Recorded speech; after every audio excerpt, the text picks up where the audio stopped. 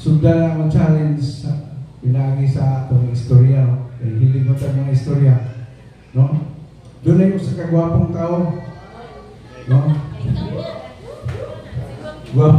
Gwapo, naikaya, no? Bertahan siya. Yan to siya sa usa ka mall, no? Kanya, yan to siya sa usa ka butik. Then, gi-entertain siya sa usa ka babae nga ningon, "Sir, may I help you?" Eh, nana mo gina, matugag mo liwa, sugaton mo iba. Ningon siya nga, pwede ba ko nimo matabangan? Kay, gusto ko nga, hatagan o pahalipay ang akong mahal na asawa. Mapangitaan ba ko ni Mani? Ingon siya, wait lang siya na. Ilakaw ang bahay, binibalik. Nagdala siya ako kay nga perfume. No? Ingon siya na, "Sir, ganahan din yung mga angay gini sa mga asawa, ganahan din siya din kay humot ko niya. Dako." Ingon siya nga, nangalot ako sa ulo ang gwapo. No? Ang gwapong tao. Pero dito ako ha, kaya ako bapito ng ulo. Pero nangalot siya. Siya na, wapay, ubus-ubus o presyo ano. Ingon siya, wait sa sir, nakaw na ba siya balik, ikuha na ba siya ikadawang higayon. Sa otro higayon, ikuha na itong gamay-gamay. Pagka na niya, kini sir, gusto niya siya ni. Nangalot na siya, otro kay ningon siya na, ano ba gamay-gamay ano. So sa ikatulong bahay, ikuha niya, kinagamayan ang yung ikuha. So, ana siya na, "Sir, gini gusto, ganahan na gini mong wife maning kay kuha na gini, ganang more kayang gini mo." Ingon siya na, ningon siya. Nangahalap ko siya. Paano, okay? Kinagamayan pa na. So, dilakaw na pa ng bahay.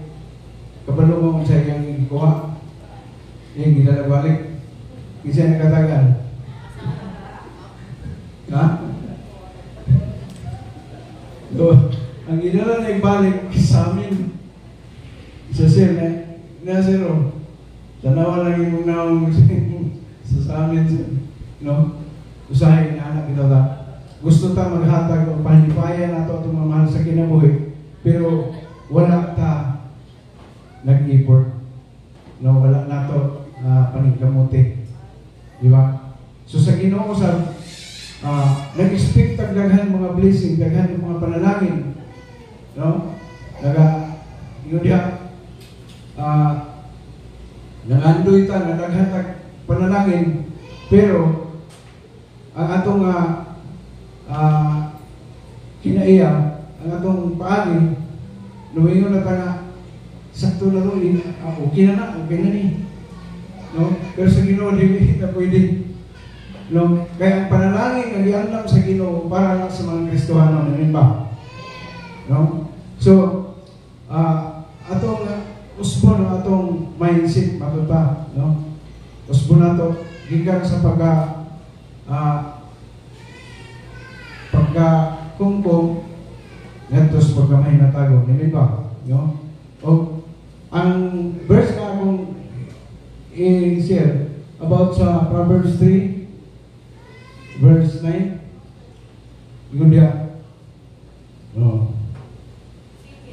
sige, honor the Lord with your possessions and with the first fruits of all your increase. No, yun pa, pasulungi ang Ginoo sa tanan yung maabot sa inyong yuta. No, so verse 10, yun po diya, then your barns will fill overflowing, and your vats will brim over with new wine. So morning promise ni Lord, no? Ingon si Pastor Ren, if you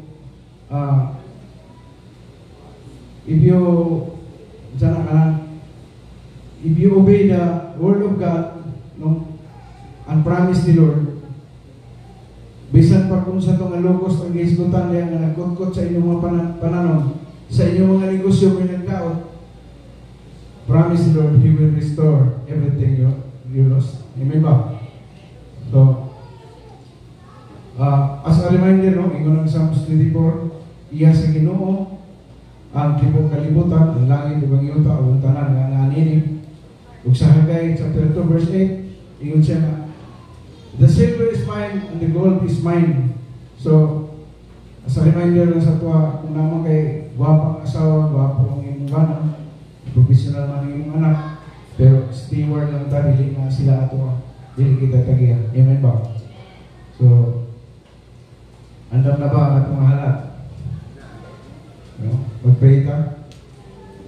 Father God in heaven, we thank you sa tanan ngayon overflowing ng mga panalangin ng mga hatag ka naman. Salamat kayo sa kayo